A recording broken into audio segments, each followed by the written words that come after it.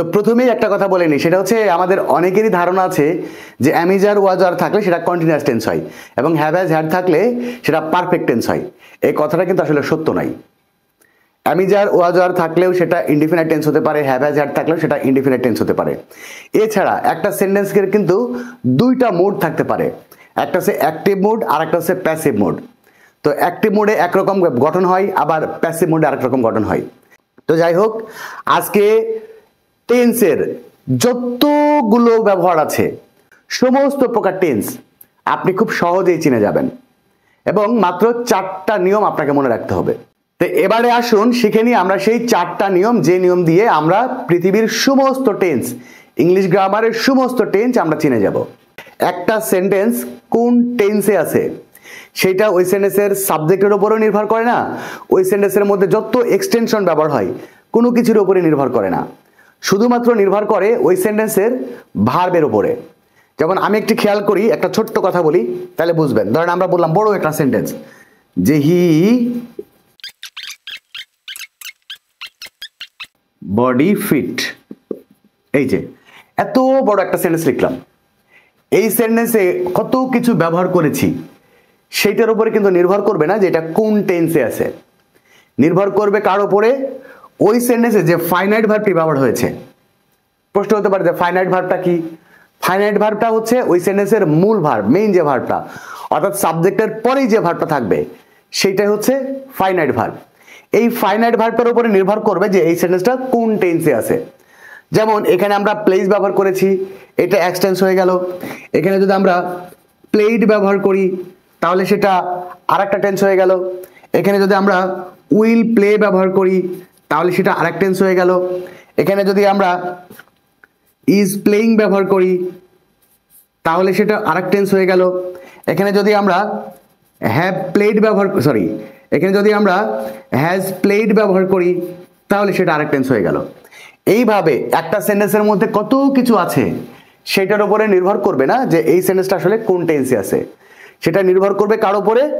ওই যে সাবজেক্টের পরে যে ফাইনাইট ভার্বটা আছে এই ফাইনাইট ভার্বটার উপরে নির্ভর করবে যে এটা কোন টেন্সে আছে। ওকে, এখন এই ফাইনাইট ভার্বের পরে ভার্বটা কোন ফর্মে থাকলে আমরা বুঝবো যে এইটা কোন টেন্সে আছে, সেটা এখন জানার ব্যাপার। প্রথম ব্যাপারটা হচ্ছে এই ভার্বটা যদি ভার্বের প্রেজেন্ট ফর্মে থাকে, ভার্বের প্রেজেন্ট ফর্ম বা বেস ফর্মে থাকে তাহলে বুঝবেন সেটা প্রেজেন্ট ইনডিফিনাইট টেন্স। আর এই ভার্বটা যদি ভার্বের পাস্ট ফর্মে থাকে তাহলে বুঝবেন সেটা পাস্ট ইনডিফিনাইট টেন্স। এবং এই ভার্বটা যদি উইল প্লাস ভার্বের প্রেজেন্ট ফর্মে থাকে তাহলে বুঝবেন সেটা ফিউচার ইনডিফিনাইট টেন্স। আর একবার বলি, এই ভার্বটা এই সেন্টেন্সের মধ্যে যা কিছু আছে ওইটা আপনার দেখার ব্যাপার না টেন্স চিনার ক্ষেত্রে। টেন্স চিনতে গেলে জাস্ট আপনাকে এই ভার্বটা শুধু দেখতে হবে। প্রেজেন্ট ফর্মে থাকলে প্রেজেন্ট ইনডিফিনাইট টেন্স, পাস্ট ফর্মে থাকলে পাস্ট ইনডিফিনাইট টেন্স, এবং উইল প্লাস ভার্বের প্রেজেন্ট ফর্মে থাকলে সেটা ফিউচার ইনডিফিনাইট টেন্স। এবার আসুন, এই জায়গাতে যদি am, is, are, was, were, will be এরপরে যদি ভার্বের প্রেজেন্ট ফর্মের সাথে আইএনজি যোগ থাকে তাহলে বুঝে নেবেন সেটা হচ্ছে কন্টিনিউয়াস টেন্স। কোন টেন্স? Continuous tense.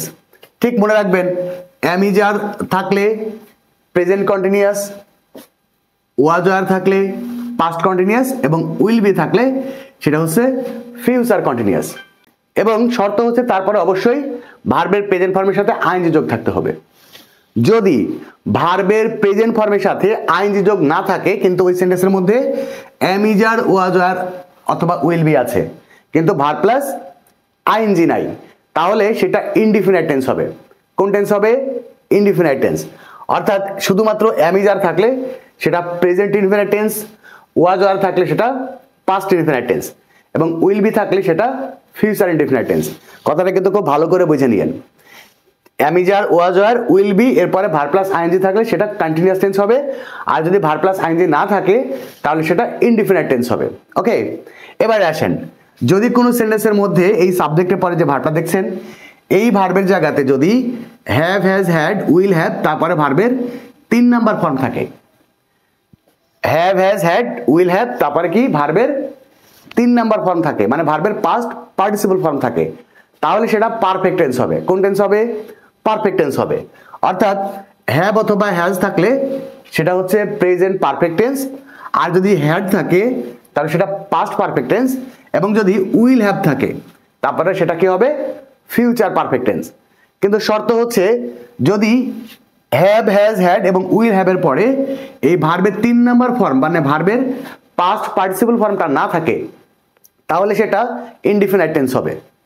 আবারও বলি, have, has, had, will have এরপরে যদি ভার্বের 3 নাম্বার ফর্ম থাকে তাহলে সেটা কি হবে, পারফেক্ট টেন্স হবে। আর যদি ভার্বের 3 নাম্বার ফর্মটা না থাকে, শুধুমাত্র হ্যাভ, হ্যাজ, হ্যাড এবং উইল হ্যাভ থাকে তাহলে সেটা ইনডিফিনাইট টেন্স হবে।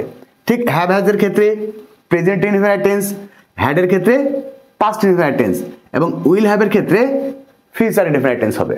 ওকে, এবারে আসেন have, has, had, will have been, মানে have been, has been, had been, will have been এরপরে যদি ভার্বের প্রেজেন্ট ফর্মের সাথে আইএনজি যোগ থাকে তাহলে সেটা পারফেক্ট কন্টিনিউয়াস টেন্স হবে। আবার বলতেছি, have, has, had, will have been মানে have been, has been, had been, will have been এরপরে ভার্বের সাথে আইএনজি যোগ যদি থাকে তাহলে সেটা হচ্ছে পারফেক্ট কন্টিনিউয়াস টেন্স হবে। অর্থাৎ যদি হ্যাভ, হ্যাজ বিন থাকে তাহলে সেটা প্রেজেন্ট পারফেক্ট কন্টিনিউয়াস টেন্স, আর যদি হ্যাড বিন থাকে তাহলে সেটা পাস্ট পারফেক্ট কন্টিনিউয়াস টেন্স, আর যদি উইল হ্যাভ বিন থাকে তাহলে সেটা ফিউচার পারফেক্ট কন্টিনিউয়াস টেন্স। কিন্তু শর্ত হচ্ছে যদি হ্যাভ, হ্যাজ, হ্যাড, বিন এর পরে দেখেন যে এই ভার্ব প্লাস আইএনজিটা নেই তাহলে সেটা পারফেক্ট টেন্স হবে। কোন টেন্স হবে, পারফেক্ট টেন্স হবে। অর্থাৎ যদি হ্যাভ বিন, হ্যাজ বিন থাকে তাহলে সেটা হচ্ছে প্রেজেন্ট পারফেক্ট টেন্স, যদি হ্যাড বিন থাকে তাহলে সেটা পাস্ট পারফেক্ট টেন্স, এবং যদি উইল হ্যাভ বিন থাকে তাহলে সেটা ফিউচার পারফেক্ট টেন্স। শর্তটা খুব ভালো করে মনে রাখবেন, ভার্ব প্লাস আইএনজি থাকলে পারফেক্ট কন্টিনিউয়াস টেন্স হয়, আর যদি ভার্ব প্লাস আইএনজি না থাকে শুধু এইগুলো থাকে তাহলে সেই ক্ষেত্রে শুধু পারফেক্ট টেন্স হবে। এই হচ্ছে আপনাদের টেন্স চিনার। এখন আপনার যে সেন্টেন্সই থাক সেটা অ্যাক্টিভ হোক, প্যাসিভ হোক আর যাই হোক মনে থাকবে। মনে করেন যে অ্যামিজার ওয়াজার আছে, ভার্ব প্লাস আইএনজি নাই, বুঝবেন ইনডিফিনাইট টেন্স। সেটা প্যাসিভ সেন্টেন্সের হতে পারে অথবা এমনি অ্যাক্টিভ সেন্টেন্সের হতে পারে। যেমন মনে করেন আমরা যদি বলি he is a teacher, he is a teacher, তাহলে ইজ আছে কিন্তু ভার্ব প্লাস আইএনজি নাই, তার মানে এটা হচ্ছে প্রেজেন্ট ইনডিফিনাইট টেন্স। আবার যদি বলা হয় যে football is played, football is played, football is played